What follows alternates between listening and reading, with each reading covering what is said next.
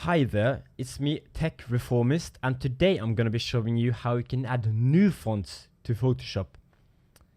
And this tutorial works for every version of Photoshop. So firstly, you have to go to Google Chrome or what search engine you use. There are many free and paid font websites to choose from. For example, you have Google Fonts, DaFont, or Adobe Fonts. For this example, I'll be using DaFont. So I'm just going to be searching up DaFont right here. And then you go to DaFont. And DaFont offers lots of different fonts. They have different categories and much more. So you just have to go to the font you want to download. You could also search up the fonts you want. But I found one font I really like. I'm just going to click right here on download. And as you can see, it has now started downloading.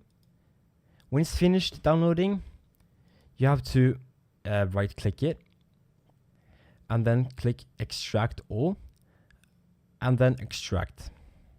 And now that it's extracted, you just have to open it up and click install. And now you just have to go back to Photoshop. When you're in Photoshop again, you can just click on your text, then go to where you could see your fonts. And as you can see, the font I downloaded is right here. And just like that, you have added new fonts to Photoshop. That's it for this tutorial, and I hope you enjoyed. Bye bye.